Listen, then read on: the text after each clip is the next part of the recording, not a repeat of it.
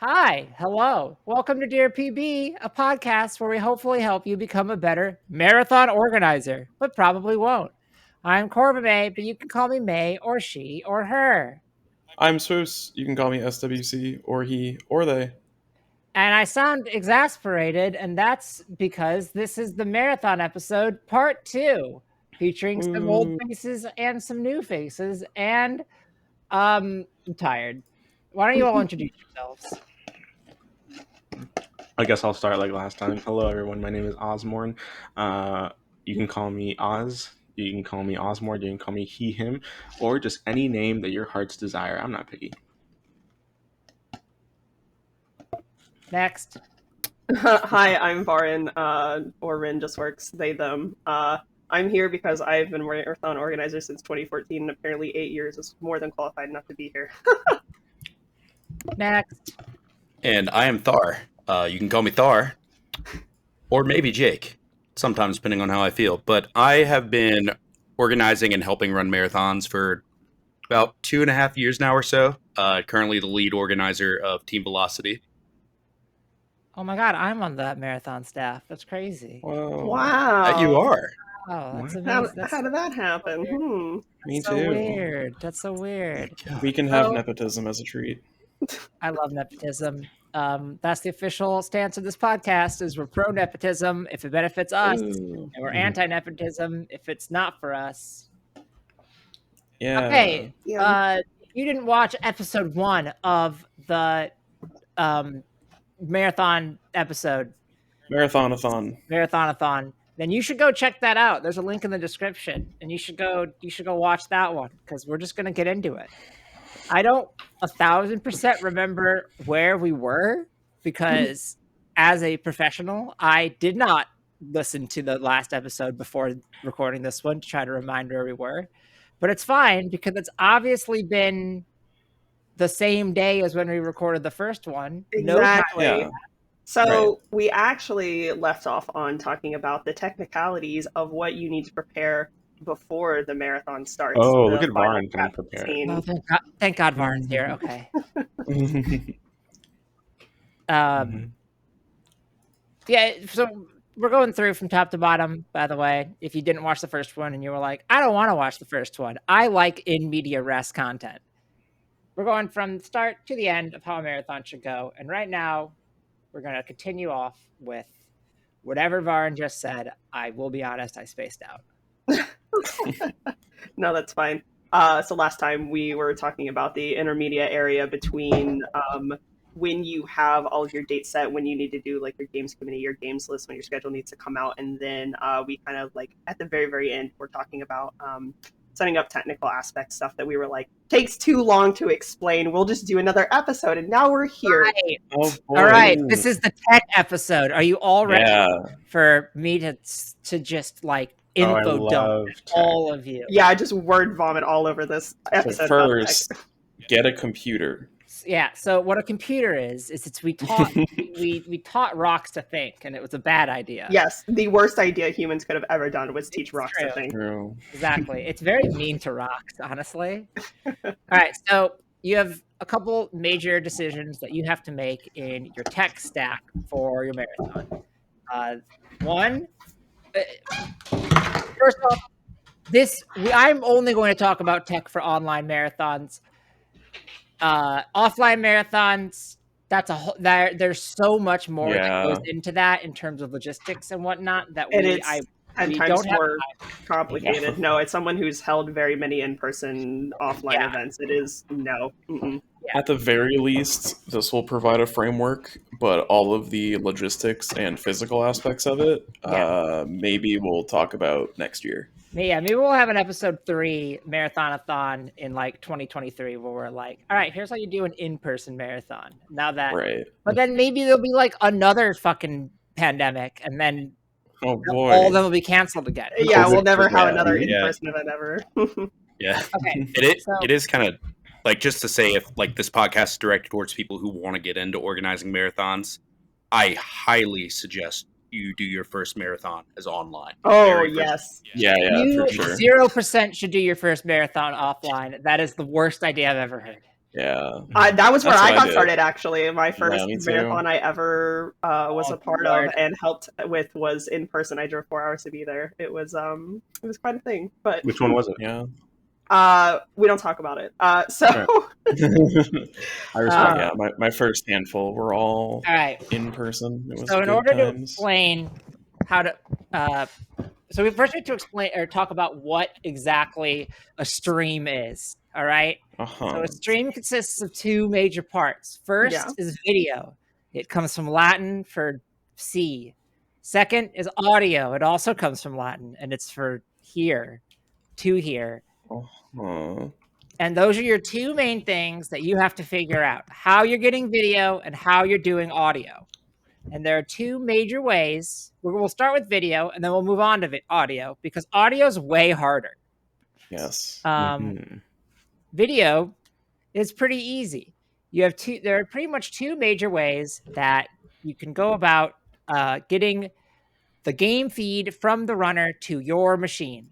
I guess I should probably start with that. You're going to be running a copy of OBS on your computer, and that's going to be the thing that's broadcasting to the channel. And then you are just going to essentially pipe in runners' feeds to your OBS and then out to the channel. You are like the middlemen. Right. Okay. So Don't be the marathon that makes people stream on their own channels. I've seen that, and it's weird. It is weird. I mean, there are marathons where it's like you stream on your own channel and then everybody raids into the next person, but that's a very different sort of thing. Yeah. Oh, raid marathon. It's not really like a marathon. That's kind of just like that's more of a continuous event. Yeah, that's more of a like internet community thing. That's a very different environment thing. I've definitely seen that more with Japanese marathons than with English marathons, though. Yeah. So the two major ways that you can get video from point A to point B is, so the one major way that you do it is it has to be streamed to somewhere. And the two ways you can do that is you can either have them stream to their Twitch, and then you go and you do a window capture on a Twitch window, and then you put it into your OBS. This is what people call restreaming. There are also other things that people call restreaming, but I don't want to talk about that. This is restreaming. The other way is you set up what's called an RTMP server. RTMP stands for real-time media real-time media protocol. Probably. That's what it stands for. Real-time messaging protocol. Yeah, it's protocol. Yeah. So, and that is the tech essentially under which all internet streaming with an asterisk is built. So you set up your own server like Twitch has, and then you give people a server and a stream key, and they stream to your server, and then you can grab that stream in a VLC window or whatever, and then put that into your OBS. There are pros and cons to both. The pros to the first one, it's really easy. You just tell people to go live to their own channel and have them set their title to be like, don't watch it here. The pros to RTMP instead is it's way better for commentators, because commentators can just get a low latency stream by watching the RTMP feed directly. If you do the restream method, then you have to have all of your commentators like watching like a Discord, like Discord screen share, which is low latency, but that could be a problem based on the bandwidth, the upload bandwidth of the runner. Like there's definitely been marathons I've commentated for where like the runner's internet just wasn't good enough to stream to both Discord and to to wherever, and so it was like I was just watching like a 120p video and it was impossible to commentate. Some with RTMP you can run into issues where Twitch has more servers than you do. So if your runners in like, let's say you're an American marathon and your runner is in Australia, and then the Australian runner is trying to stream to your American RTMP server, the latency is going to be much higher because it is a farther distance, and that can cause some problems. That's a downside for RTMP. What are some other pros and cons? RTMP is not RTM free. You have to set up your own server. There's a higher barrier to it. Because there's like technical know-how. It is like not it. It is You would think it would be easier to set up RTMP servers than it is. It is not that hard, but it is not as easy as you would hope. The other downside is there has to constantly be someone available to fix something if anything were to go wrong. Yes. That's the other downside, is that if you host the server, if anything were to go wrong with it, then you have to be responsible to fix it. If that means the people you're either letting borrow the RTMP or the or your own marathon call you at 3 a.m. because it broke and you have to get up and fix it. That's what has to happen. Another downside to the restream method that I feel like is a bit underappreciated is that if you have somebody who's like a middle size, like I don't know what the right term for this is, not like a big streamer, but like an up and coming streamer, right? And you're streaming to your own Twitch channel, but telling people to go elsewhere, that does a number on your metrics. And if you're like somebody going for like partner push, then that could be a problem. You can get around that by having an alt channel, but that's like that requires them to do that. It's a little bit more work for the runner. At the end of the day, you also get people in your chat being like very confused every time, being like, I don't understand why you're not talking. I don't know how to read the title. Your game is not filling up the whole screen. What's This is wrong? a bad overlay. You're a bad streamer. Yeah. Nah, And then at the same time, you as the marathon might end up losing viewers because everyone is confused and watching the runner stream instead of yours. But a positive that can come out of that is people who otherwise have not heard of the marathon because, the promotion just did not reach them could tune into their favorite streamer, see it, and they actually do read the title or whatever's on the overlay and go to the marathon channel. You just got another viewer. Yeah, that's that implies that you trust people to read. And I know. You guys can read? Wow. As somebody who's run marathons and have put out runner guides, I do not trust people to read. I 0% believe that people have the ability to read. Personally, I like RTMP better. And the reason for that is, one, as a career commentator and washed speedrunner, commentating off RTMP is so much nicer. I swear to God, I hate commentating off because I've done a lot of times just like, oh well, the runner couldn't do Discord as well because they don't have the bandwidth, so you have to watch the restream, and that's 4 seconds behind, so your commentary is super behind, and it sucks. I also just I don't like relying on Twitch as well, and I don't like all of the sort of people coming into my chat when I'm when I'm in a marathon that's restreaming and being like, I don't understand why I can't hear you. I believe I'm lately it's pretty mixed. I feel like from everyone I've talked to, it is very mixed whether or not you prefer one or the other. Because again, restreaming is very easy, very much easier. A lot of people think that the benefits of RTMP, set up your own RTMP server, don't outweigh the difficulty of it. I don't know what all you think. I think personally, just because it's a bit more accessible, using a Twitch channel, or even if it's not the runner's Twitch channel, like a Twitch channel, like I've seen other marathons use, Twitch channels that they just set up first. Dummy channels, yeah, exactly. You can do that. I like that, and it's a bit more accessible, and also I don't when it comes to expecting commentary to be run off RTMP servers, that also implies that the commentators have VLC, and unless you make that a requirement for the commentators to commentate, chances are they don't have VLC. But there's several options with RTMP. Actually, you can have a website interface where you can have it hosted on your website. Power with Pride used to have that. We used to direct people to a website and not use VLC. So we literally said, hey, here's a link, here's the key. This is what you're going to be looking at. So you cannot use VLC if that's your option. But that would also, again, that is another step up in a tech setup. You would have to have somebody who would want to help you make your website, or at least make a backend to host the RTMP server on the site.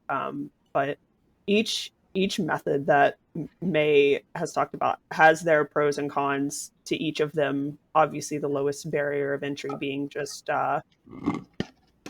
streaming on a dummy Twitch channel, which is kind of what the baseline recommendation, at least for newer marathons that I've seen, kind of shift to.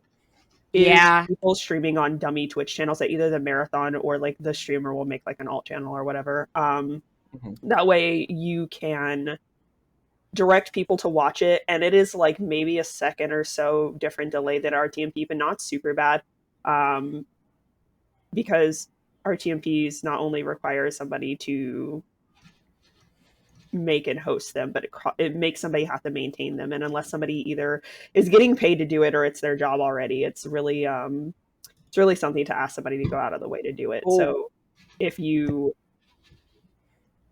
don't have a lot of options, just making dummy Twitch channels is perfectly fine. But if you have the ability, or a friend, finger guns, a friend, definitely RTMP is a good option just for ease of access to everybody. Can I ask what exactly do you mean by dummy Twitch channel? Basically marathon organizers make a Twitch channel that is just called Marathon Name 2 or Marathon Acronym 2 or whatever, and you have people stream to those keys on those Twitch channels with the low latency option on, rather than having them stream to an RTMP or their own channel to mitigate the whole problem with people streaming to their own channel. Then everyone's confused. Yeah. So there's the backdoor RTMP server method. Yes, right, exactly. And I didn't know about I didn't know about the website thing with the RTMP or the RTMP servers. That's definitely a good option as well.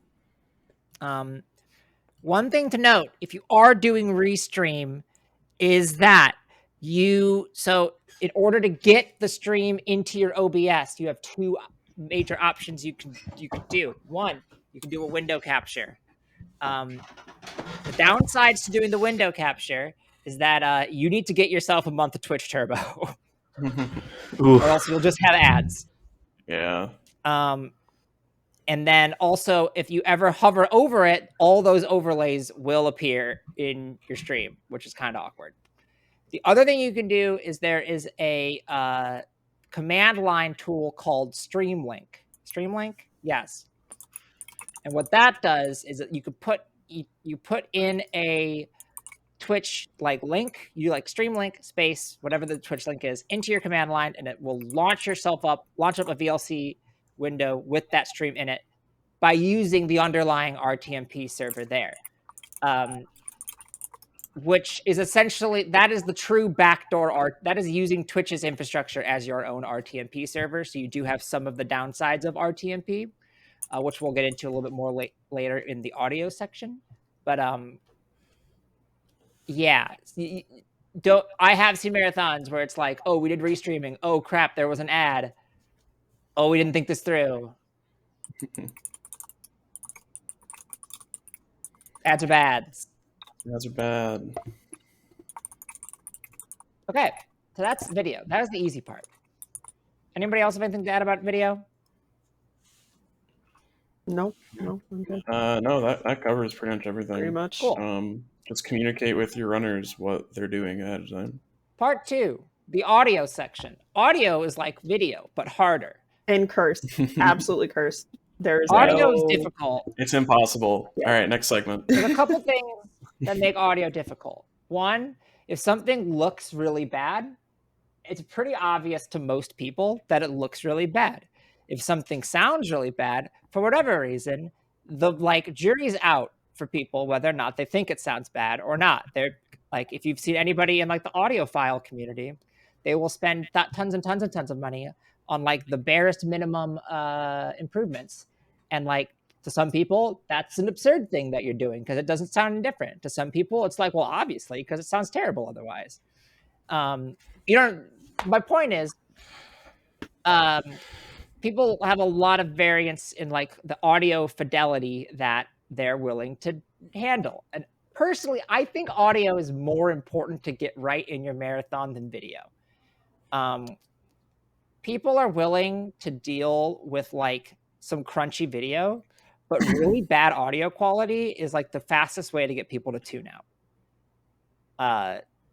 And so we will now get into the various ways in which you can do audio.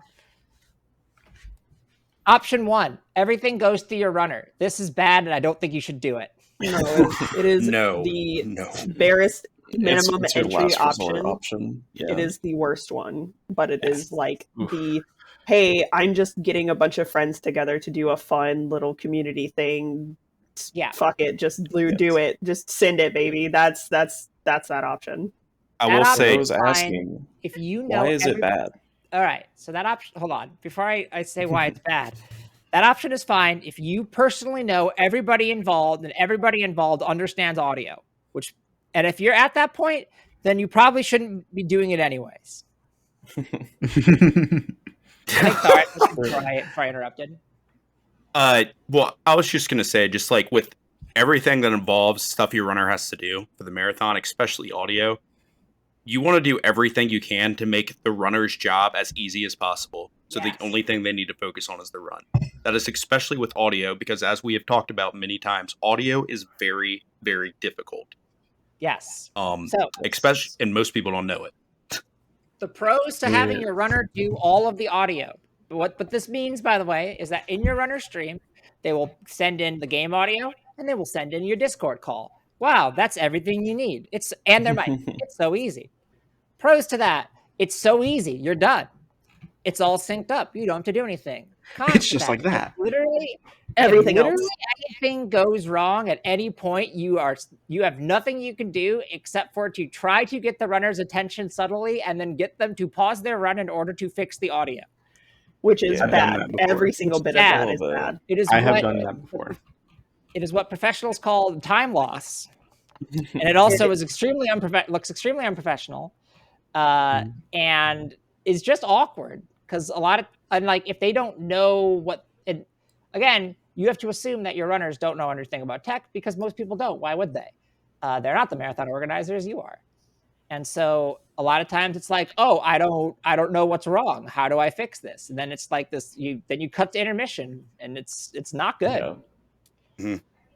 I Yeah. do not think you should go about doing it this way. Right. The biggest thing about it is, like, especially if you're having the runner record Discord audio, people's like tolerance for like hearing varies. Like, I have very sensitive hearing, and I'm constantly having to turn up and down the volume of people because their volume fluctuates. And if you have if you have a runner who has sensitive hearing like that, and they have to turn one of their commentators or, God forbid, like the host down a little bit quiet, so that's like it's manageable for them, but then it's super quiet on the stream. Yeah, that's just one of the many reasons why this is bad for the quality of just the overall product you're putting out. Yeah. Yep. Yeah. It is Balancing. incredibly hard to also pre-test the audio, and so this is something that I believe I briefly touched on in the last episode, but that in runner guides which you give to runners to help set up their stream, most marathons now have pivoted towards pre-marathon tech checks and then tech checks before the run goes live. And getting to test their audio and listen to it and make sure everything is balanced before they go on is sometimes kind of hard and a little crunchy. And sometimes you can't test the host, especially if there's not a host swap, before they come in and you've got everybody else balanced or whatever, and you come in and the host is either going to be extremely quiet or extremely loud, and either one is super bad. And it just is very hard to dance around having your runner be the only person putting the audio out to the stream. It just is the easiest option if you have no technology, you just want to get started, or you're just a bunch of friends having a good weekend with a little, community marathon.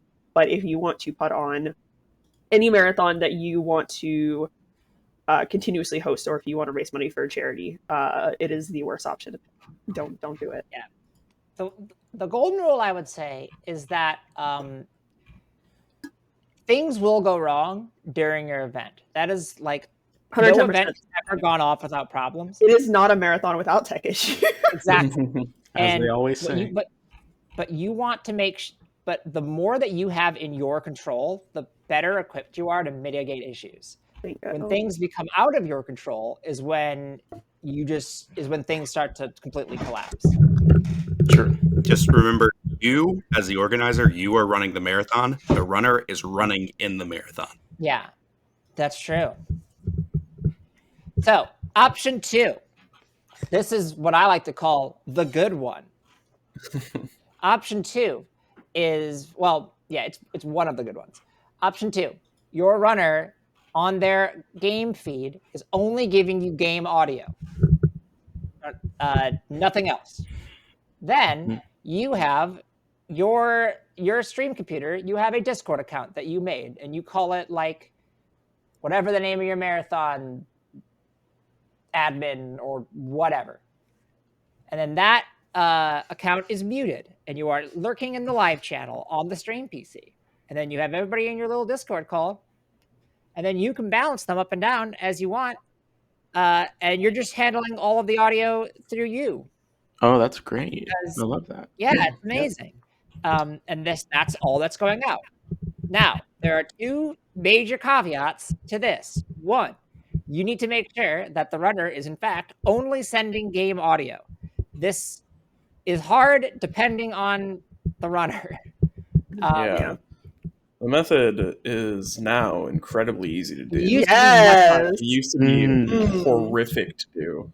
I'm looking Back at in the the day- plugin here. Back in the day, you would go, all right, you need to go download this thing called, well, okay, back in the day, specifically if they're running a PC game, it was easy for like capture cards, but it was like, you need to go download this thing called Voice Meter Banana, and then you have to wire everything up right, and if you don't understand how virtual audio cables work, it's going to be really confusing. And Oh it's gonna suck. dear. Voice But Meter now, Banana, that's even a if name I you haven't heard in a do- while. I still use You that. You don't know how it even know works. Ozmourn. You don't even know. But It now, never worked anyways. we live in enlightened times, and what we can do now is we can download what's called Win-Audio-Capture. I think Ooh, that's I what it's called. love that. I love it. Win It's an capture audio. OBS Wait, yeah, Win it's capture called audio. Win capture Got it audio with in- dashes between each. It's win It is dash a- capture dash audio. It is an OBS plugin. You have your runner install it, and then what it does is they can add a source to their OBS that's called Application Audio Source Capture. It's called something like that. I don't Yeah. remember. Yeah. How is that not a I'm base? explaining this, and I don't use it. I just use Voice Feeder. I swear, how is because that? I'm a boomer. How is that not like a base feature of OBS? That seems so obvious. Because it's not supported on all Yeah, it's- Windows versions yet. Yeah, It's- it's not all Windows versions, It's so they technically can't. a Windows 11 feature that they like added to like recent versions of Windows 10. Yeah. It didn't used to work on Windows 10. Yeah. Yeah, so like If May your was saying, runner is running basically on- it just slaps their audio into one separate audio source instead of being captured from their desktop, which is the problem that used to be, is that PC games only put sound out through the default desktop audio, but because Discord also outputs through the default desktop audio, PC gamers couldn't separate their game audio without virtual audio cable or Voice Meter Banana, if that's your choice. Yes. If And your even runner- then, sometimes it just never worked. Bing, Mhm. Yep.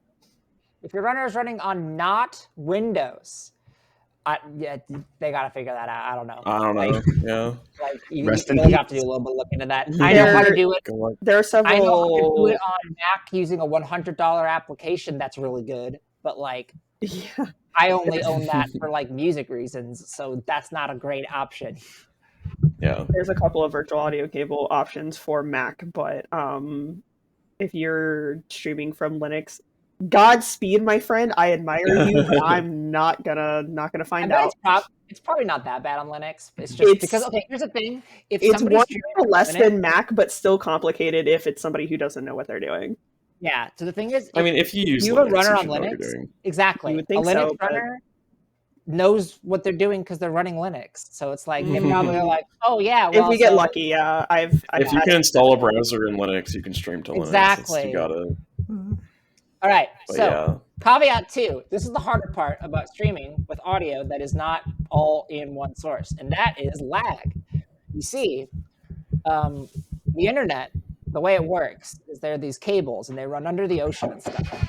And then when you talk into your computer, it converts it into tiny ones and zeros. And then those tiny ones and zeros are piped through the cables.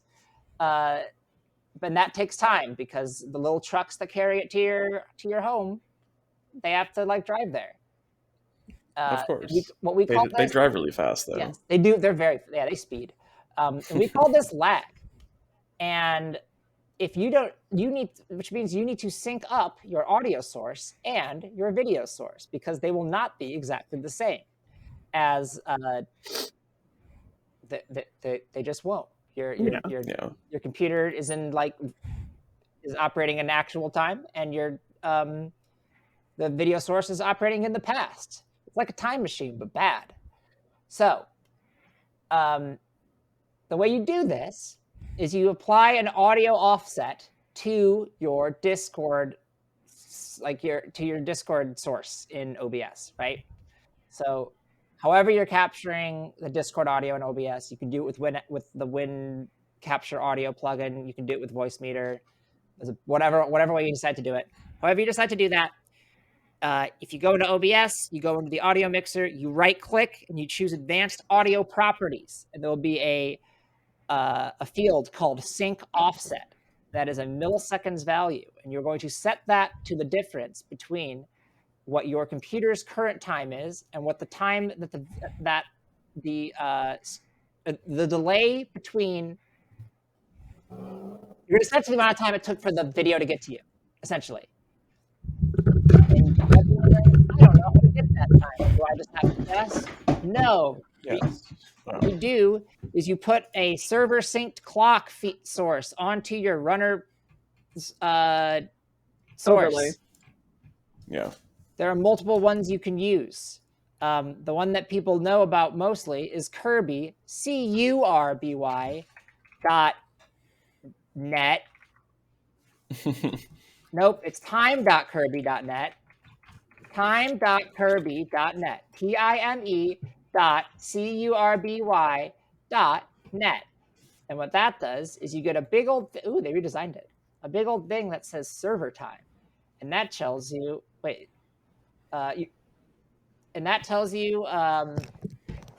what the time is. Okay, this is like hard to explain. Audio's hard. Okay, so essentially, think about you're looking for a reference point. And so what this does is it's giving you a super accurate clock time. So let's say right now it is 2:50 p.m., hypothetical time I made up off the top of my head. I need to know how long it's taken for the video to get from my computer all the way through the internet tubes to the host computer that the marathon's being run after. So what I can do is I can put a little timestamp in the corner so that we always know exactly what time it was when the video was made. And then we can look at what time it is when the video arrives. And then by that, we can determine the amount of time it took for it to get to point A to point B. And the way that you do that is you put a server synced web clock like time.kirby.net/clock. No Glitches Allowed has one that's good too. There's a couple different ones you can use. You put that in the corner of your runner's feed. And then when you're doing setup, you take that little clock that they put in the feed, and then you pull up the same thing on your computer, and you put them next to each other, and you take a screenshot, and you calculate the difference, and you put that in as the audio sync offset in milliseconds. And then everything's going to look great, and it's going to be super synced up, and I have no idea if any of that explanation made sense. It made sense to me, at least. Yeah, it's going to make sense to all of you, because you've all done this before. Yeah. We could, there are a couple guides that, like, I know that marathons I've been a part of have written that like have visual screenshots, and at least for people on YouTube, we can link those in descriptions. Literally, it is a lot to take in. Those restreaming guides are a godsend because like it's just and it doesn't matter how many years or how many marathons I've been in, how many times I've done restreaming. I will always forget how to do restreaming, especially since every marathon that I know somehow finds a different way to do it. I don't understand it. Yep, it's just the variance, and like there's two bits to like just handling like those restream guides real easy. Is you hand them a guide, but you also give them an OBS package that has everything set up for them, so all they have to do is plug in their game and plug in their mic, and then you go doo-doo-doop-doop, and then it's done. That's literally it. They show up for the tech check, you just make sure it's functioning right, and you go, all right, bud, just don't touch this until the marathon. That'll be chapter 4. Chapter 4 will be creating a layout pack, a runner pack. That'll be like one of those, like if you want an example of a package and a guide, hit me up, because that would be a whole like 2-hour episode by itself trying to explain all that. Like, holy moly. So yeah, that's pretty much the basics of audio syncing. The way that you'll know that the audio sync worked properly is because if they have a webcam, they will say something and it will match their mouth. If they don't have a webcam, it's harder to sync up, but also it's not as big of a deal if it's not synced up. So it's one of those that like it's quote harder to sync up end quote, but actually you have just a little bit more of a window of leeway where like if it's still like 0.05 or whatever off, no one's really going to notice because there's no camera to compare it to. So like honestly, if it's just a hair off, it's fine. And you have like a good 150, 200 milliseconds leeway of offset before it's very obvious. It'll be a little, you can like tell, but you have to be looking for it if it's like within that close. It's why like a lot of people cut off the hundredths place of the sync timer because you don't need to be that accurate. Right. One caveat about RTMP is if you are using RTMP and there is lag, you will desync. And that's just how it is. If the runner starts dropping frames, or you have a network hiccup, you are no longer synced up because the delay. That's just the way that technology works. The delay is not consistent unless the stream is consistent, and thus you will have to resync. And you will know this has happened because people on stream will be like, "It's messed up."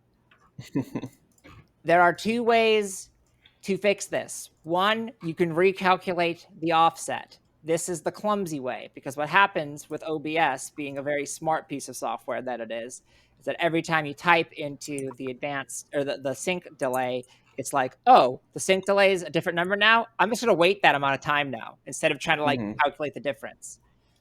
So you just have like a dead period of air and it's weird. If you're doing RTMP and capturing VLC audio sources, the way that I recommend you do it is that you can speed up and slow down the video. There's like shortcuts for it until you're resynced up, essentially, because people won't notice if you do a slight speed up or slow down, or like they might, but it's going to be fine. And it's a lot more subtle. And then when you get back to your original sync, then everything's back to the way it's supposed to be, and it's good. If you do that way, it's a bit more complicated. You need to make sure you set the hotkeys for like speed up and slow down, and specifically remember to return to the original speed. And two, by default, VLC has like a feature where whenever you do something, it displays text over the screen about what you're doing, and you should turn that off because it's horrible. I don't remember what it's called, but yeah, that was a bit more complicated. Shout outs to Ray for teaching me that method. It's good. Yeah, very good. Yeah. Okay. Third part about audio is balancing. You want your runners. Balancing in Discord is really hard because you don't really have like an audio mixer. So essentially what you need to do is just play it by ear. And if somebody sounds loud, turn them down a bit on your end. If they sound quiet, turn them up a bit. You don't want everyone to be loud by default because if anybody gets excited, they will peak their mic and they will blow out the eardrums of everybody listening. Technically speaking, you want to balance everything to around like -12. Is that right? That sound right? Usually between 10 and 15 is like the sweet spot. So basically you want to just start out at like -10 to -15, just somewhere in that ballpark. Yeah. If somehow you have like the means to actually have like the actual decibels, that's what you want. You want -10 to -15. That's why I split the difference when I said -12. I knew that number made sense. It's the median there. You're at that point when somebody like shouts, they'll probably hit around -3, 2 or 3 if they get excited. Yeah.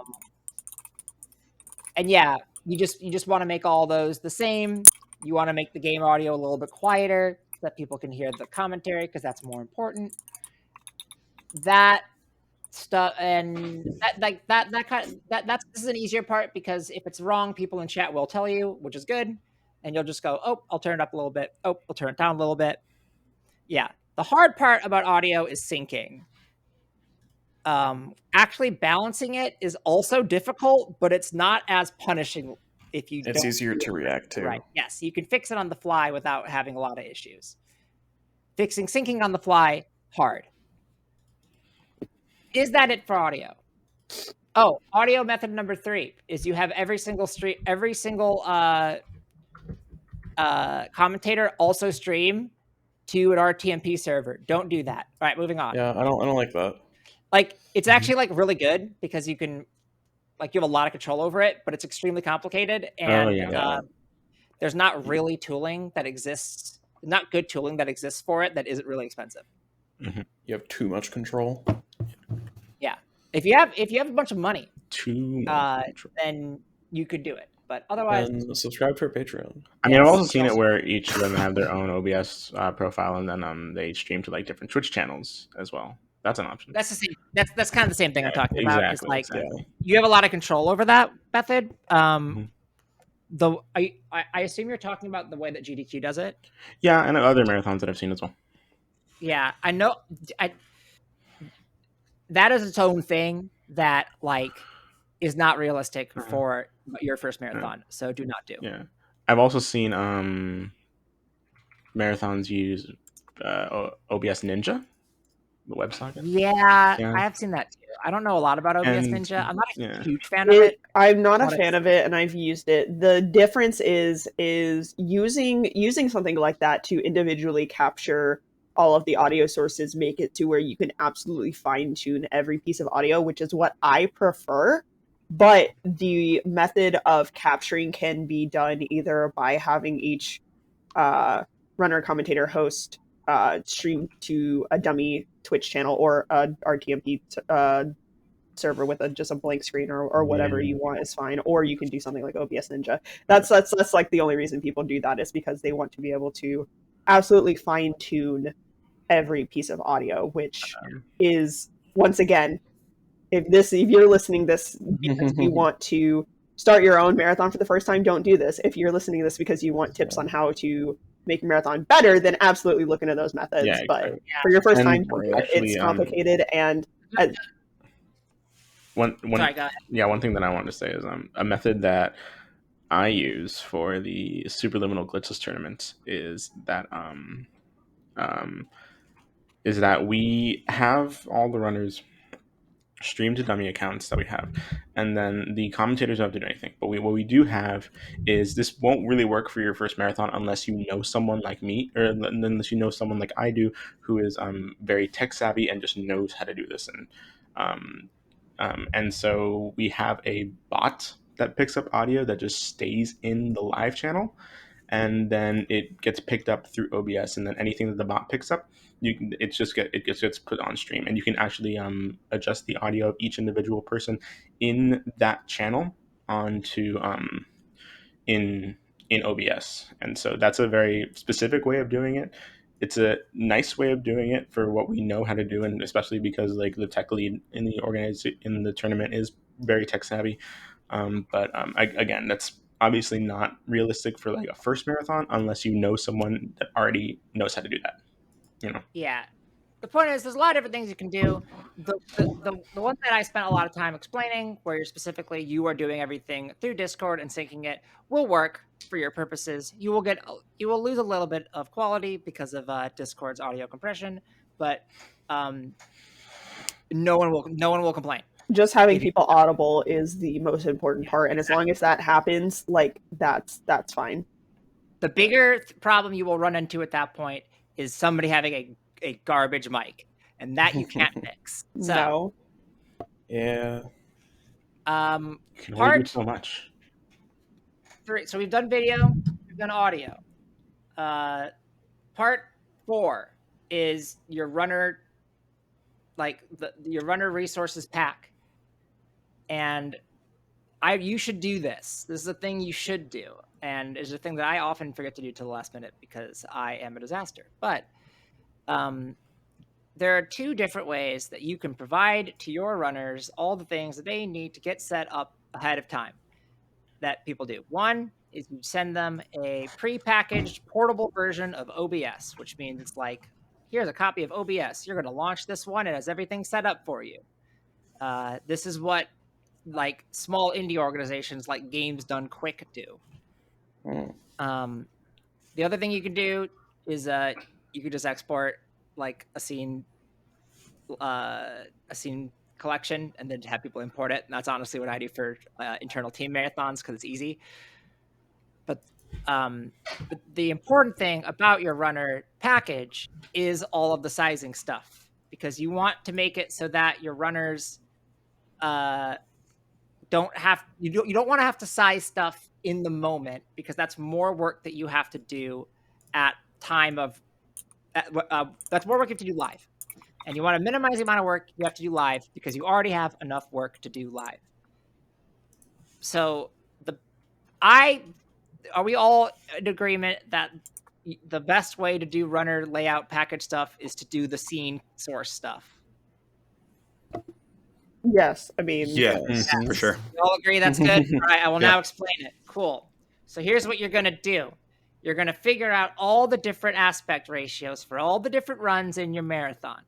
If you have, most of the time, they're going to be 4x3 or 16x9. If you're like me and you run marathons for Pokemon people, you're going to have nonsense ratios like 5x3, 4x3, 3x2, and whatever the hell the Game Boy Color is, I never remember. 10x9. 10x9.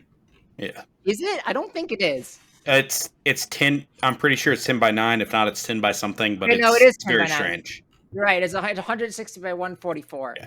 I had to get Nick V to make a custom overlay just for that for one run, and the runner didn't show up. And then what you're going to do is you're going to make a source for each one of those different sizes, and it's going to be called like 16x9 sizing, 4x3 sizing, or whatever.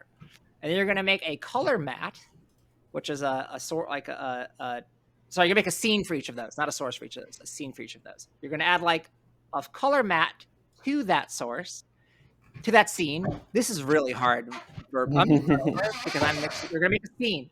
All right. For example, We're gonna make a scene. I'm making a scene. Let's say you're setting up 4x3 in OBS. Okay. First, you're going to make a new scene collection in OBS. Yes. Start from a blank, nothing. You're going to make a new scene. You're going to call it 4x3 sizing. You're going to add a color matte source. You're going to set it to a color. I like magenta, so I use magenta. Then you're going to just stretch it to the right dimensions.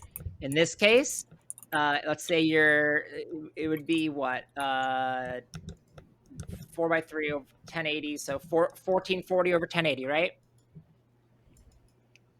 Essentially, as big as you can make it to fit on there. All right. So you now have a big old square, and it's 4x3 dimensions. Then you put text over it, and the text says, "Put your 4x3 game feed over here." And then you put like the dimensions and the position of it. So like 0, 0, and then 1440 by 1080.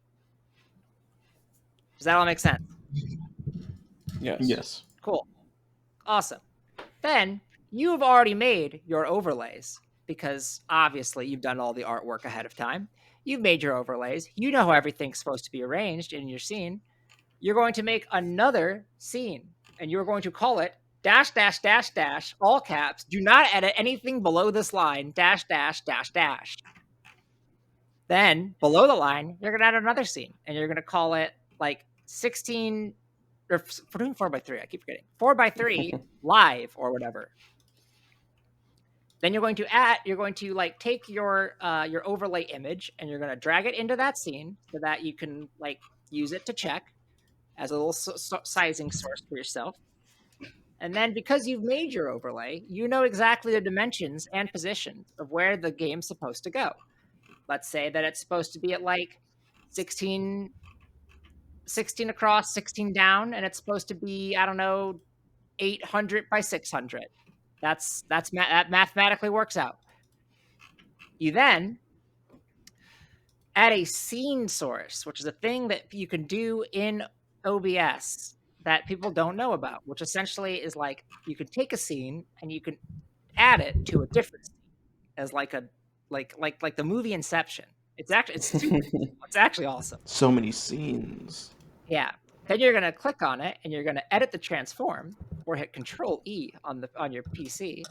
You're going to cut off the right section, any of the non-pink part. In this case, it would be 1920 minus 1440, which I believe is 480. So you would have a right crop of 480. And then I'm going to pull up OBS because I don't want to get the terms wrong for this. Please hold. Holding. OBS launch faster. Okay. I just did this for a bunch of stuff. You're going to select one of the options there is called bounding box type. You're going to select stretch to bounds. And then beneath it, you see bounding box size. And you set that to exactly what you want the size of the source to be. In this case, 800 by 600. Then in the top, you set the position to exactly where you want it to be, 16 by 16. You hit close, and everything is exactly how you want it to be. They don't have to do anything except for drag the source into the other scene and stretch it to the right size, and everything will be perfect. They don't have to do anything. Now, this might sound very complicated, and it is a lot of work for you as a marathon organizer ahead of time. But the trick with marathon organizing is that the amount of time that you have ahead of time is significantly more than the amount of time you have during time. So the less work, I have done marathons where it's like, we'll just have them put everything on there and we'll just size it when in the moment, and it sucks. And you get very delayed because like it's a pain, and you have to train more tech people to do more stuff. This is very easy, and then because all they have to do, also at the end of this, you delete your image because you don't want to include the images in your pack. All they have to do is make sure that they add the sources ahead of time, and then when they're supposed to go live, they click on the scene that you sized everything on, and then everything's set up, and you just capture the whole window and you put it in the back. And it's so easy. Everyone should do it this way. I know it sounds complicated, and that I said a lot of words, a lot of which were the same words but flipped on accident because I don't know how to speak. But it's good. And you should do it. Are there any questions? Yeah, Can you go through all that again? Re-explain all Can you? that. I'm glad we were all on the same page with that comment. That was Take amazing. a scene, put the scene in another scene. GG. Yeah. Okay. So here's the act. Like the short of it is, you make a sizing scene. Or sorry, you make a scene for the runner to just dump their source onto, right? And then you make another scene where you have taken that source and sized it the way you want it. You don't have them size anything. To clarify, I understood everything you said, but I had nothing to add, so I just wanted to be funny.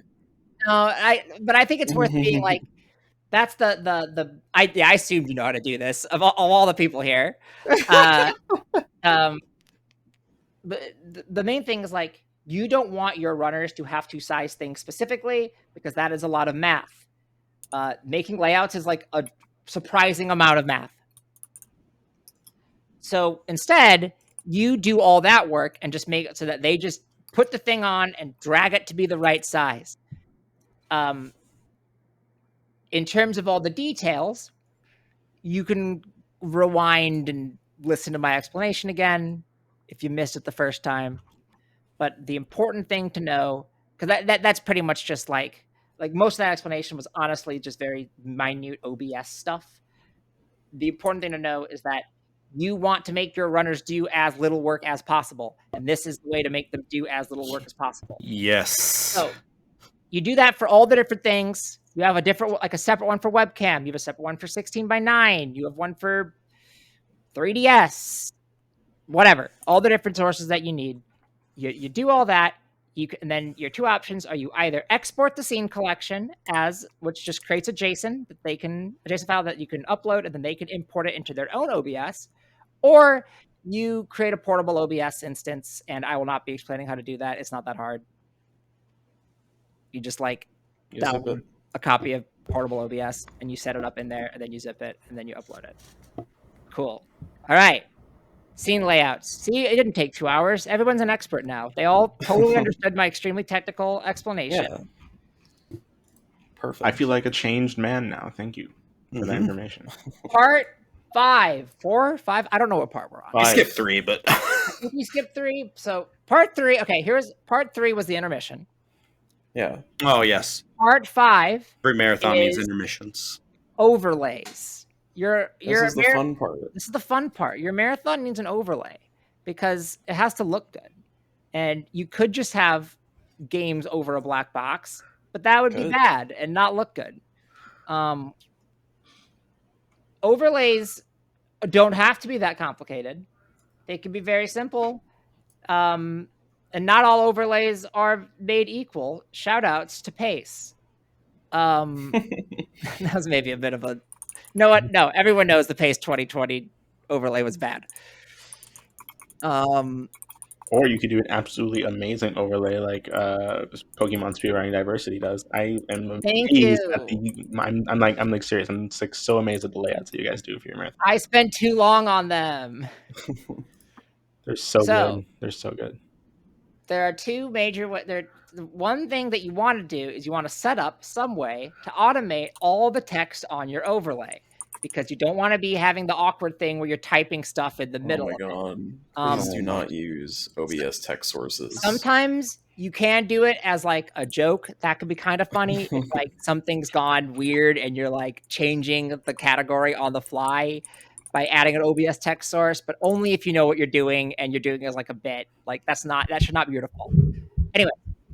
There is a wonderful piece of software out there, and it's called Speed Control. It is a plugin. It is a bundle for Node CG, which is a fun little diddly do that if you know how to work it, great. If you don't, I'm sorry, but also you're blessed. Yeah, so Node CG is basically just a stream graphics software. Not necessarily stream, but it's like a graphics software. It's designed. It's specifically designed for broadcast graphics. Yeah, broadcast graphics. Basically, you have an HTML file, which is just like a website, and you put your background in there. You put where you want all of your text things to go, and then with Speed Control, you can connect those to variables, and then in the main software, you edit those variables with your runner name, stuff like that. You can also import that from your scheduling website. It has imports for Hararo and Oengus, and I have a plugin to import it from GDQ tracker instances. And then all of the text just magically goes where you want it to go based on the variables. And it also handles timers and things like that. Hi, this is post-production May, the May that gets added in after the fact. Did you know we have a Patreon? If you're already a Patreon subscriber, this message isn't for you. Thank you, we love you, you can tune out for this part. But if you're not, for only $3 a month, you can get access to episodes early and get a bonus episode at least once per month. The bonus episodes are like different from the regular episodes. They're a lot more unhinged, which is kind of saying something. You get access to all the ones we've already done, even if you subscribe now, so that's cool. We don't want to have to run ads during this program, because ads suck, and supporting us via the Patreon helps us not have to do that. You can check it out at patreon.com/DearPBpod if you're interested and can afford to do so. You're already supporting us by listening to the show and telling others about it, so this is kind of like a bonus thing you could do if you really like it. Okay, cool, I'm done, bye. I did a marathon once where we made each runner have to do their own timer, and that was horrible. Yeah. That was terrible. Oh my goodness. It has a nice little dashboard so that you can like log into the dashboard and then hit play and pause and stuff. It's very good. Change stuff on the fly, insert memes as you like. Exactly. Change the estimate if you see someone's gonna go over, and just pretend that was their estimate to begin with. Yeah. Gaslight your viewers. I love it. People are going to go over estimate, by the way. Unavoidable.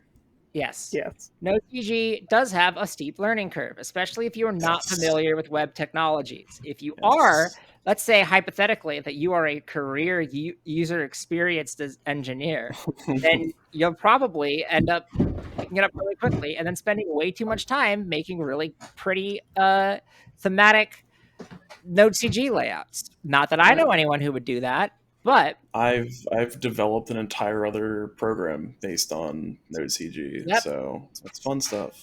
I've edited packages with Node CG and also written HTML for layouts, and it's a lot of work if you have somebody who Yeah. can do it for you. If you ever get to that level, or if you're listening because you want to learn how to make your marathon better, find a friend who's good at programming and good at art, and go from there. Don't do it yourself. However, even if you don't, try and find a marathon that has their layouts open Yeah, source. I was gonna say, and you find can it for just open copy example, that, source. you can basically. go steal all the PSR diversity layouts. They're all on github.com/PSR diversity. I can. I think one of them is set to private. I will make it unprivate right now. Wow. You're just Oh, gonna, no, it is. you're No, it gonna is. give that out for free? You are allowed to use everything except for the art, the Yes. PNGs. You're not allowed to use the PNGs. Mm. Those are, you don't have permission for that. But really, like, the bulk of it is moving around your text, and the bulk of that is just changing numbers in a CSS file. Yeah, and it's And pretty. it's annoying. It's It's not the easy. worst. It's pretty easy to read. Like, once you find where it is, you literally just change the values. You don't have to change much else of anything. So Yeah. it's fine. But as someone who's written both for layouts, it's Yeah. just take a beginner's crash course on CSS and you'll be fine. Also, there is a I forgot what it's called. All right, first off, if you're listening to this right now, you're gonna go search for Node CG speed control in your browser, and you're gonna go to the GitHub page, so that way you know what it is, and you could look at the dashboard and be like, "Wow, that looks nice. I want to use that." Heck yeah! Yeah. There is a bundle called Node C or Speed Control. Is it Speed Control dash layouts? Is that the one? I think it's simple text. I No, know there's simple one. text. That's the one. Yeah, there's a simple text one. Which No, is it is layouts. It is just like I think it might have gotten. My thing has simple text. I use simple I text. think for it might have mine. gotten renamed. Yeah, speed control dash layouts. It gives you 14 easy to use and customizable layouts with detailed documentation. Yes, and you can just use those, and that has like support for like Tiltify and stuff. Yep. So the thing with speed control and Node CG in general is you don't want to build your entire layout in Node CG. You want to build the overlays in Node CG. Everything that's dynamic, you want to do there. Anything that's static should not be there. So if you have a background image, you should just have a background image that you've dragged into OBS. That will be way easier. If you have So for example, for the marathon I just ran, which Springtide Storm, check it out, the PSR Diversity YouTube channel. I'm gonna pull up one of those VODs right now, and I'm gonna point out all of the different, and then Spooks can edit this in post. I'm not. I don't think. Yeah, I didn't expect you to. Okay, so in the bottom right, I have like the name of the run, the runner and their pronouns. You should have a pronouns display on your overlay. It's 2022. You should do that. Don't not do that. We are pronoun here. We are pronouns here. All the runner information and the game information. That's an overlay thing. That's dynamic. It depends on the individual run. A lot of layouts will have the next run. That's dynamic. That goes in the overlay. If you have a donation goal or your current donation somewhere, that's dynamic. It goes in the overlay. The timer, that's dynamic. It goes in the overlay. If you have space for commentators, Node CG doesn't handle that great, but you can make it work. It's kind of complicated. I'm not going to go into it right now. The game feed itself, that's not dynamic. That doesn't go. I mean, okay, it technically is, but it's not. It moves, but it doesn't actively change. It's not connected to like your schedule, so that is not part of the overlay. your background and then any like borders that you've made to go around things. That's also you should not put as part of your overlay. That should just be a static image that goes above your the runner's feed. Side note, your layouts should have transparency.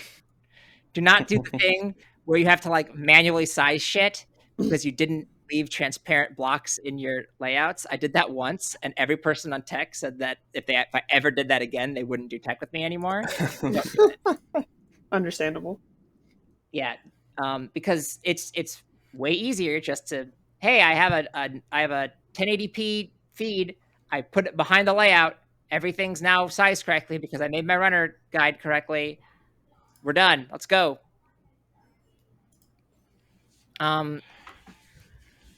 Yeah, NoteCG is good. Use NoteCG for your marathon. Don't do manual text. It will be a mess. Yeah. Your layouts do not need to look as good as like GDQ's layouts or I don't know. PSRD. My layout. Thank you. I didn't want to say it. I was picking up what you were putting down. I've spent tons and tons and tons of time into my layouts and like do this for my job. So it's like, yeah, they're gonna look. I would hope they look pretty good. Mm-hmm. One thing that I forgot to mention when we were talking about that for some reason this reminded me of it. When you're doing a marathon, and this is like this is not from an organizational standpoint. This is from a volunteer standpoint. Please, if for whatever reason you can avoid it, do not do the restreaming setup where you have to go offline and then switch to a different restreamer like every few hours. Like so, I at all. There's a nifty thing on Twitch now that when your channel goes offline, it gives you a teeny tiny little bitty grace period.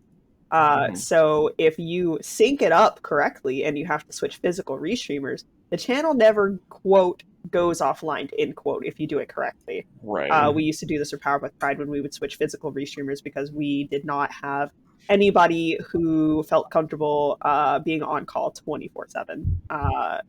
But there's a little bit of leeway for that. And sometimes that is your only option. It is people who are going to have to physically switch restreamers. So while if you have the option of somebody, cough, cough, me, who is more than willing to host everything on their own computer and everybody remote access in and restream from that one PC, that's fine. If you have to physically switch restreamers, just have them in a Discord call together. Have them count down. One person hits the end stream button, the other one hits the start stream button. And because of Twitch's nifty new DC grace period, disconnect grace period, you don't technically, quote, go offline, end quote, by losing all your viewers, and people do not have to refresh the page. Back in the day, that was not the case. You just immediately went offline. There was no anything. But now Twitch has that. Twitch does also change the way that streams work when they go offline every 4 days now. So yes, it's possible that by the time you're listening to this, that is no longer the case. Because like now, like Team Auto Host doesn't exist anymore, and like I don't know. Yeah, it's weird. Yeah, you used to have to like force offline every so often, and now it's less force offline. But it's it like Twitch basically just gives you the boot after a certain amount of time. Yeah. All right. So, chapter 6. 6. Are we on? I don't know. I lost count. I just sitting here listening. There's several chapter next one. Chapter 6. The actual physical machine upon which your marathon will be hosted off. You got to have it on a computer. You can have those are the rocks that think that were telling the me that I mistakes. can't host my marathon on my iOS 7 device. You can try. If you jailbroke it and like I don't know, installed Linux. I don't know. Download OBS on your phone. Yeah, you got OBS on your phone. You have one computer that is set up to be the stream computer, and then you use that for the whole marathon. And then you install a program called Parsec, or you can install a program called Team Viewer. And there's a third option we don't talk about, but is also an option if you're on Windows. Don't do it. Option called what, Microsoft Teams. I don't know what you're. There's Windows has like a desktop remote share thing that it's like yeah, the remote Windows desktop. it's peer-to-peer, yeah. Oh my god. Yeah, I've not that's why I was like, don't use it, but it's an option if you don't have any other option. I completely forgot about that. Yeah. In current year, you should probably just use Parsec. It's free. It works pretty well. Yeah, depending on the person that you're having use it to remote in, Parsec works pretty okay for some people for whatever reason, depending especially on their graphics card or their drivers. Parsec does not work very well, which is silly, and then you have to use TeamViewer. So it's a coin toss. You basically have a bunch of people who are going to do the quote restreaming end quote test if they see if they connect with Parsec. If they can't connect with Parsec, your next best choice is TeamViewer. I used Parsec to do our MMO dailies when I was on vacation for a while. That she did. Surprisingly worked very well. Parsec works really well for just Parsec is made for gaming. Yeah, exactly. So it's the Discord of team viewers. whoa. It's for gamers. gamers. I don't think we can say that about Discord anymore, though. Sad. If you are using your personal computer and letting people Parsec into it to stream from, you should probably make a separate user account, because when you Parsec into somebody's computer, you have full access to it. Like, you can do whatever the hell you want. So just be wary of that. If you have a password manager, log out of it. Make a separate user. What a lot of people do is that they have like a laptop and a desktop. They'll have like the laptop be the stream computer and then have like a separate user on there so they can still use their regular computer. I have like an old Mac that I use for it's not that old Mac, but for music stuff. And I had that as a stream PC, which comes in with the problems of it is a Mac being used as a stream PC, which has all of its own issues. Yeah, Mac. But the point is, you ideally you have one computer that you are hosting the whole marathon on, and whoever's on tech just parsecs in or whatever, or team views in, and then they do it, and they control it from there. Yeah, cool, awesome.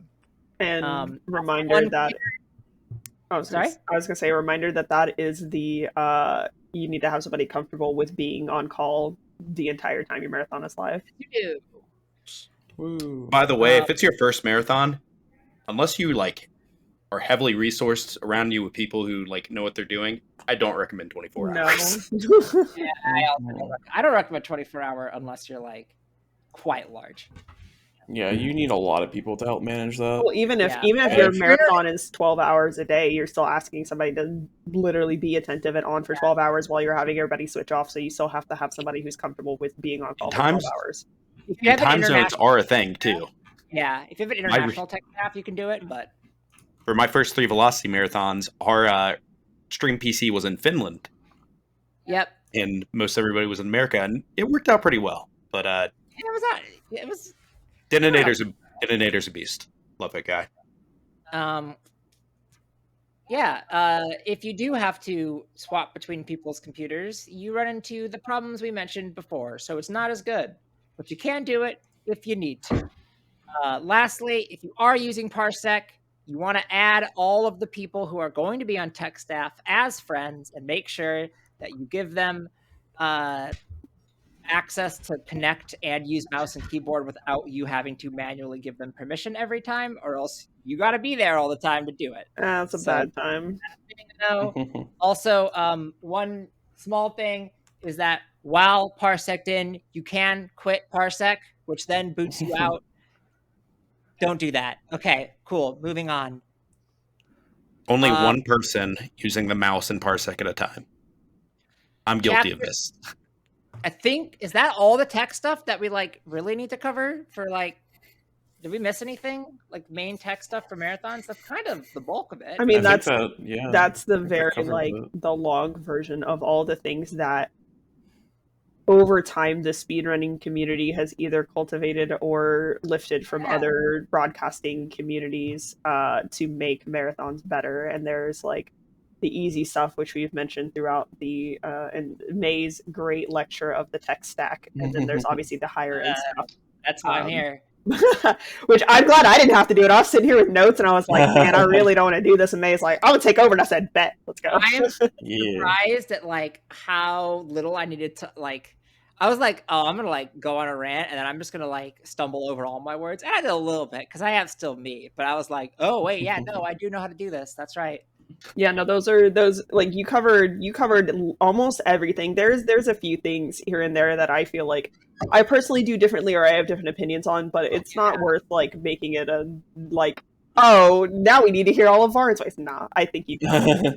We will all regurgitate the same information 5 times. But in just Yeah. slightly different ways because we all have different preferences Yes, of doing it. And of I'm course. also I've been stuck in my old person ways of I remember when we didn't have this stuff and then going, and then Back that's in why my I do day, I new had to stuff. walk over to the stream piece. I And, invited 3 people here in order to make them listen to me talk about RTMP for. yeah.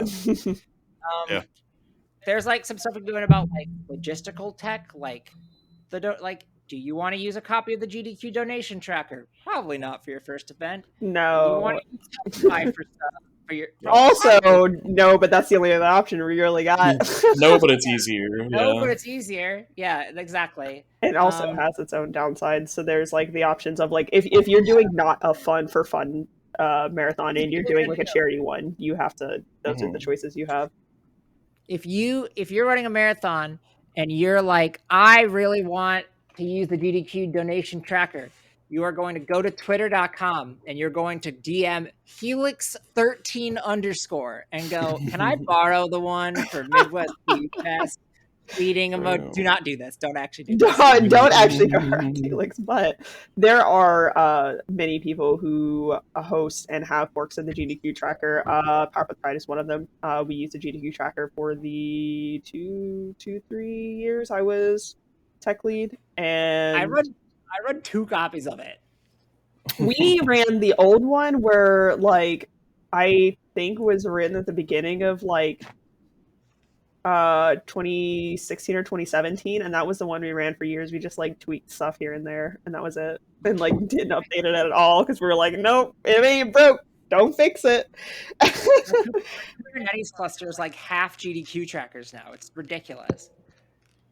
All right, cool. So you've done your marathon now. You did it. Well, Yeah, you've done the before marathon tech stuff and gotten everything in line, and then you eventually have your actual marathon, which is taking all the things that we talked about and putting them into practice. It's like your final exam. Yeah. Yeah. So the hardest part is always actually doing the marathon because there's so many variables, so many things break, so many things change. People drop out, people get sick, things break, games crash. Scott. oh my goodness! As long as you warn them that your game's gonna crash, it's okay. Yeah, then we know to just sit and twiddle our thumbs Yeah, while you we wait just for wait. you to reboot. Yeah. Then we'll crash right when we start the timer. Yeah, Yeah, I mean, it it's the crashes best when I time say to do it's gonna it, crash. to be fair. Obviously. Yeah.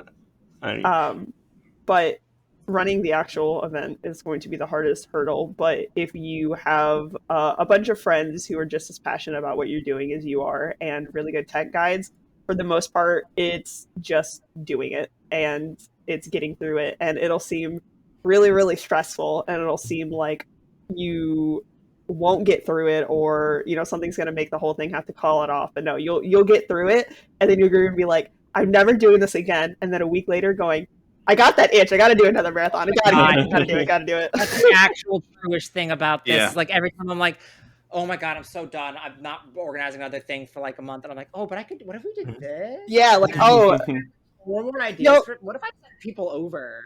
yeah, So like what if I just hosted my friends inside of my living room and then we all just took turns on the stream computer? Let's go. Like, Who would ever do that? yeah, who would do that? I don't know. I think I've never done that before. I think like for me personally, one of the more annoying things about organizing in general is not necessarily the tech stuff, but rather dealing with people.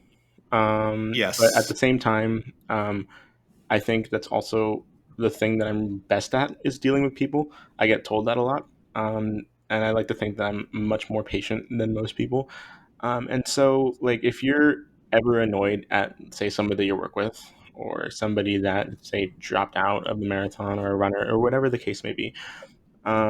Like, just usually the same, in the same vein that a runner shouldn't take it personally when their run gets rejected, you should not take it personally if a runner decides to drop, because I never like to assume malicious intent unless there's reason to believe that there is.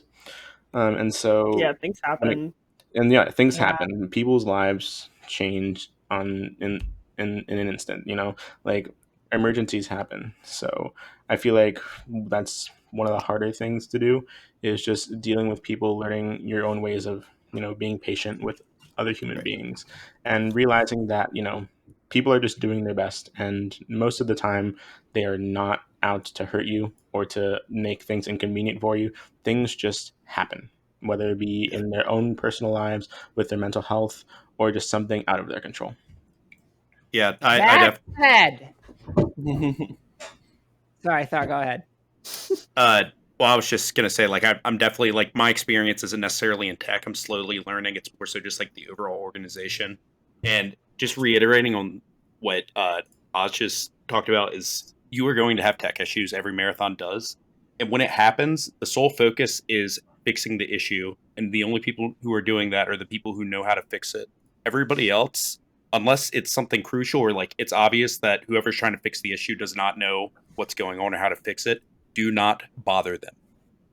Yeah. Exactly. And, like, Oh my God, And- please, yes. And Offering this all, like, especially on staff, on chat, you can't really control your chat as much, but this is like, if you're a marathon watcher and you're listening to this, if there's an issue you see on stream and you just tuned into the stream or just tap back in, scroll up in chat to see if like other people have already Honestly, mentioned it.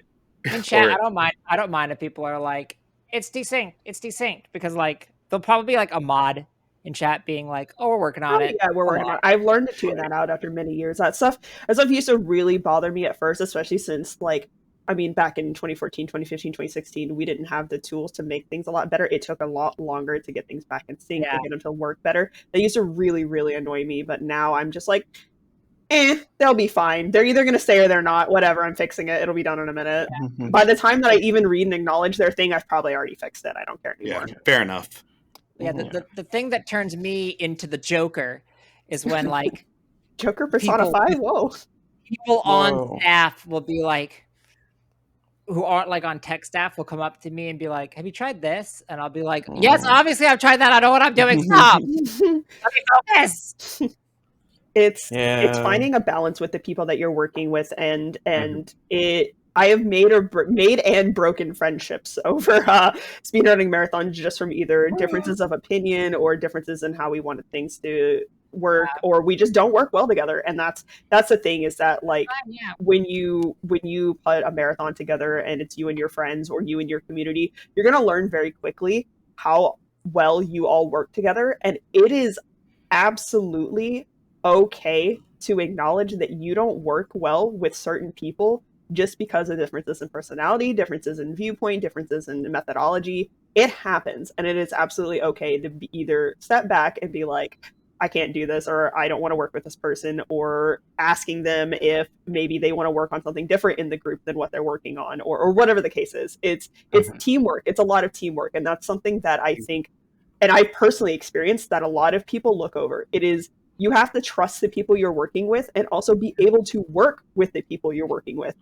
If you don't mesh well together, it's not going to turn out well, because you're going to spend most of the marathon or organizing it arguing about things. Exactly. And it's better to be like, it's better to bring it up earlier and like recognize this and like lay it all out there than just kind of sit there and seethe if you're not meshing with someone, essentially.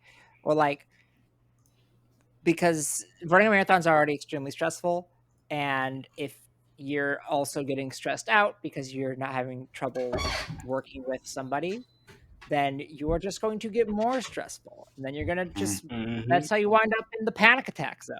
There is no coping with teammates who don't work well together. You either work well together, you don't, and you think you can cope with it really well, but you give it one event, two event, a whole year and a half with them, and then at some point something's going to make you snap.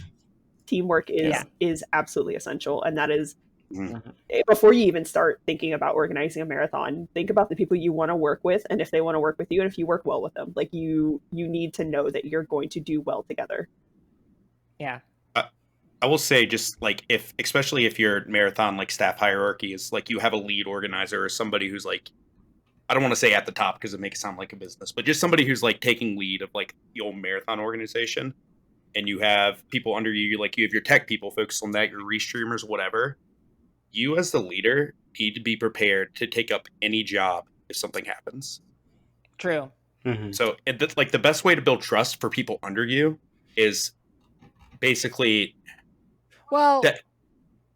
Or even just having a group of people, like even if like say it's like, we'll just hypothetically here, we'll just say like May's really good at tech and I'm really good at organizing and emailing, so I'll do volunteers and Scott will do like social media or whatever. Like if you had an organizer core team and then other people who underneath that are also staff and then volunteers and stuff, and then you did it in a cascading way like that, that's also fine. You don't have to have just one person who is running the event. If you have a group of friends who have different strengths and you all pull together as organizers, which is actually what Speed Stuff for Charity does. We have 3 main organizers, 8 staff, and then a bunch of volunteers underneath that. We all specialize in our own things. That is an option. You know, it doesn't have to be one person, but Thar is correct. That is sorry. Go ahead. No, go on. The important thing is so that people know who to go to when a specific problem arises, and like that doesn't always have to be the same person. Like, for example, I know like when we put on Eon Ticket very last minute, it was pretty much me and Zell doing most of all of it. And it was very much understood that if like, all right, go to Zell if it's like a problem with logistics and planning, go to May if it's a problem with tech. Yep. And that worked out fine. Yeah. Knowing who can do what and what people can bring to the table in your team is important. Yeah. Mm. You can't have an event without people knowing what they're doing and who to go to, because the idea here is that you're leading a team together with other people and everybody needs to know what they're bringing to the table so you can solve issues as quickly as possible instead of going, well, I don't know, maybe you should ping the next person. And then they go, well, I don't know, you should ping the next person. And then, You know what they lo and say? behold, you go and ping them and they're like, my brother in Heidelin, I don't know, go ping the next person. And then you're just stuck on a goose chase of who. My brother in what? What did you just say? Yeah. Sorry. I can't help it. I play 5s14 too much. I'm sorry. I guess the point I was trying to make is, no matter how your marathon organization is set up at the top, it's basically have each other's backs. Running a marathon for like 12 plus or God forbid 24 hours a day is incredibly stressful and tiring, and people need breaks, and things come up like, there's a stressful situation fixing tech, and the person who's currently running tech is just like, I need to step away, I need a break. Like, just be prepared, like, as a team member to step in and fill that role, be willing. Mm-hmm. Yeah. Yeah. You can get to the situation where your 2 main event producers are laying on the floor underneath the stream PC. Yeah. That has never happened before. That's a very specific hypothetical situation. That's but like ideally probably you don't want that to happen. No, breaks are good. And one important thing that I will say, and again, this goes back to just trying to realizing that everyone's doing their best and things come up. Even if a choice that a volunteer or a runner makes annoys you or makes you upset, like the case a runner drops or whatever, do your best to respect it.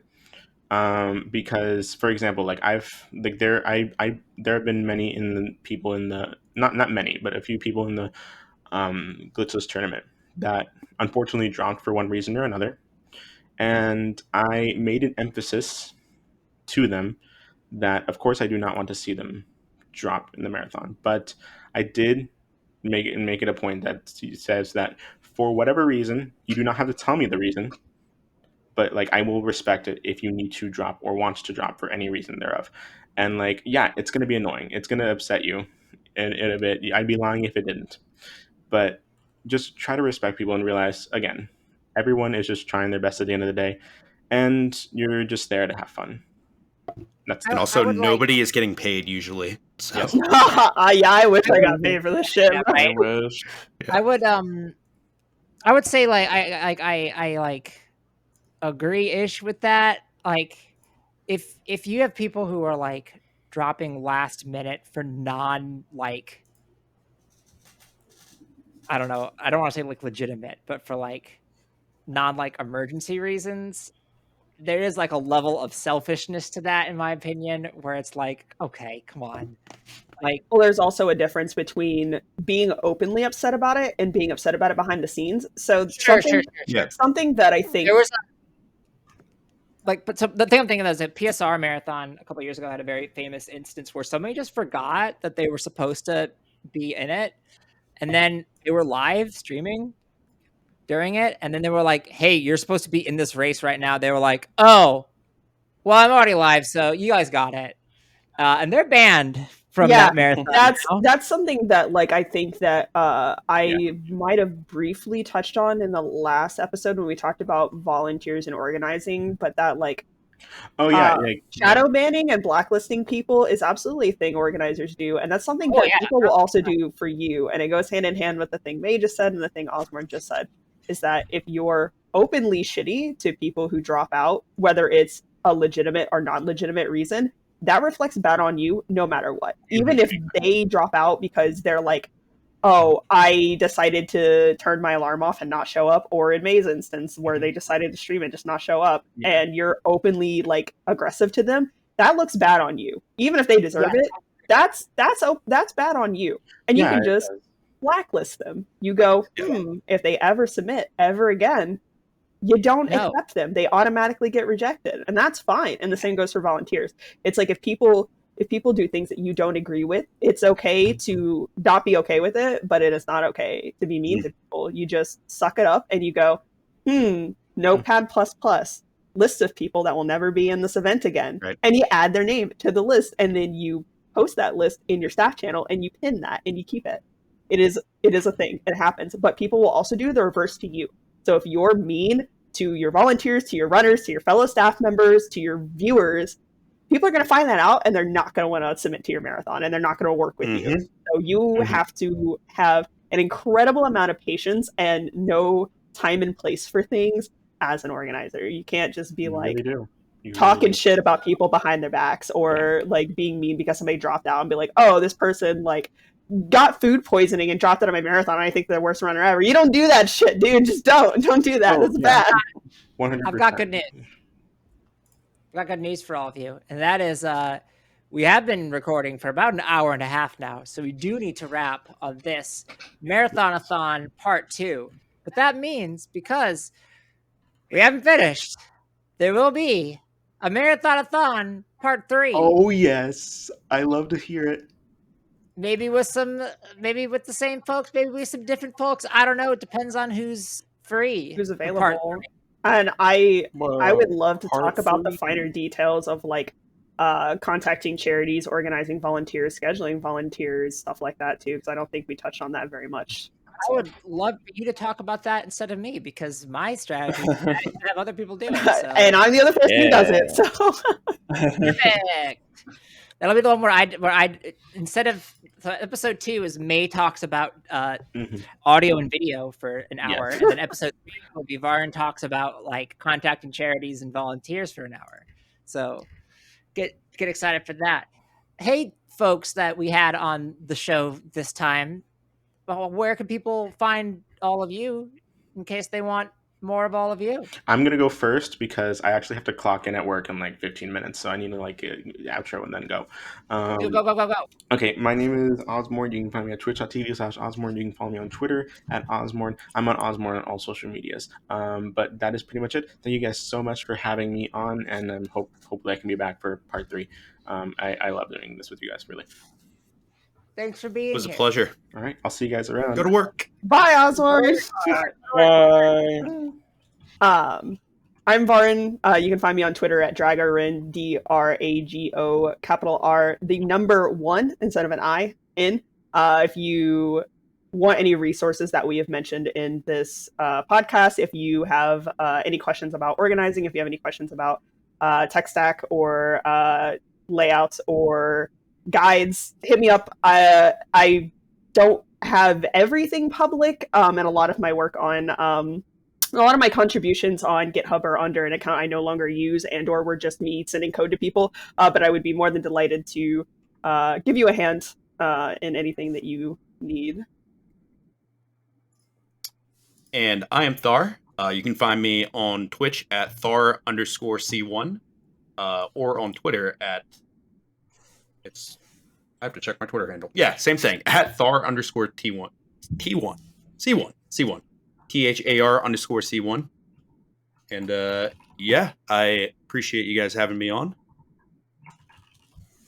I learned a good bit about tech. Don't lie. Yeah. And if you liked this show and you were like, man, I wish that I could have every week of Marathon-a-thon. Too bad we don't always do this. Sometimes we Yeah, do that's a lot of work. our regular show. This is a lot of work for us to do. But you can watch our show every week on Mondays by following it on your podcast app of choice. You can also follow us on Twitter at twitter.com/DearPBPod. Or if you think that this was cool and you're like, this is so cool, I wish they got paid for it. Good news, patreon.com/DearPBPod. And you get access to episodes early. You get the bonus episodes, which we need to record one soon of. Yeah. And, yeah. Our next episode is next week. We haven't booked a guest yet. Yeah. Maybe it'll be part 3. Probably not. Okay, bye. Bye. Bye. Don't be racist.